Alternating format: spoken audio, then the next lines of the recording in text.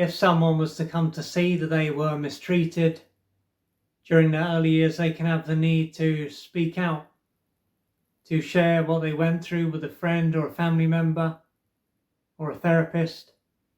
But although they can have this need, they can also experience a fair amount of resistance and feel the need to hold back.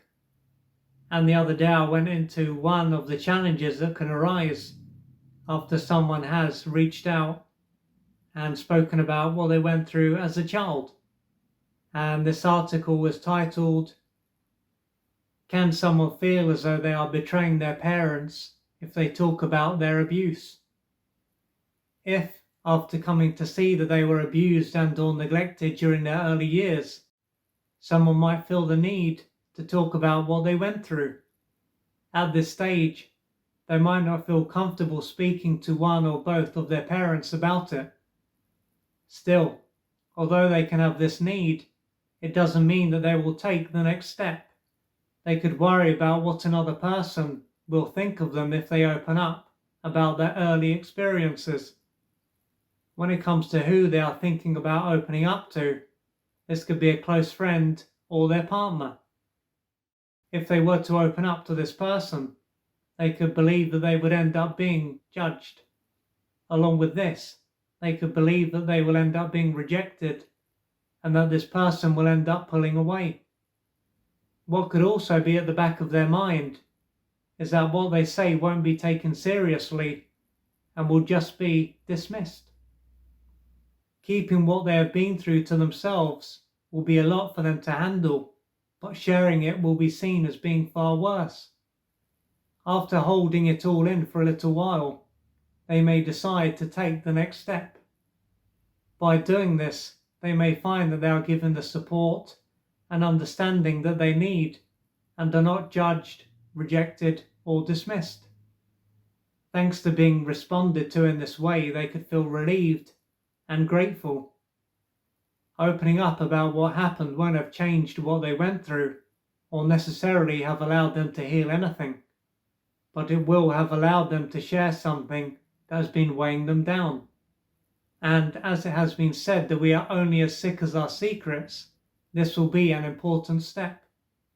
Keeping this all to themselves will have been incredibly difficult, and by opening up and bridging the gap between them and the people in their life, or at least one person, they are likely to feel a lot lighter and not as alone as they felt before. This is likely to be the case even if they have only opened up to a therapist at this stage. However, although they will have done the right thing by opening up, they could soon find that they feel guilty for what they have done. Before long, they could feel as though they have betrayed their parent or parents. What this could then do is unlock early wounds that relate to being rejected and abandoned and or harmed. If so, before they opened up, they would have been carrying a heavy burden, but they might have felt more settled. To try to settle themselves down again, they could do something to try to change how they feel. If they are still in contact with one or both of their parents, they can end up calling them or paying them a visit and offer to do something for them. So, perhaps, just like when they were a powerless and dependent child, they will have become very submissive in the hope that this will stop them from being abandoned and or harmed. This will also be a time when they are there for their parent or parents and are not connected to themselves or their needs. Now, regardless of if they do or don't reach out to one or both of their parents during this time, what is clear is that they are not doing anything wrong. They are doing the right thing by opening up about what they went through, as this will play an important part in what will allow them to heal and to live a life that is worth living. Keeping what they went through to themselves and suffering in silence, on the other hand, wouldn't have served them. After all, they are simply sharing what they went through, not doing what they can to make one or both of their parents look bad, and are thus not engaging in slander. What they can consider at this point is that if there has been a betrayal, it was something that they experienced during their developmental years. If this hasn't entered their mind before and they find it hard to accept now, it is likely to be due to how beaten down they were by one or both of their parents. As a result of the abuse and or neglect that they experienced, they might not have developed a felt sense of safety, worth, deserving, or love. The fact that they were the ones who were mistreated is then not going to fully stand out, as they won't believe that they have value, are lovable, or deserve to be treated well.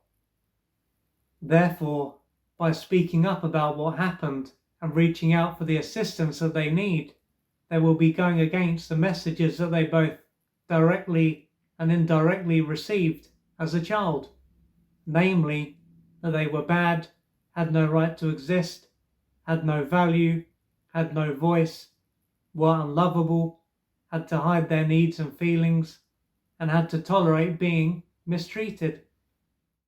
Ultimately, they may have been treated as though they were nothing as a child and didn't matter, but this is not the truth. The truth is that they have inherent value and do matter, and this means that their life matters. So if you have been thinking about opening up to a friend or your partner or a therapist about what you went through and are holding back, then know that if you feel the need to do this right now, this is the right thing for you to do.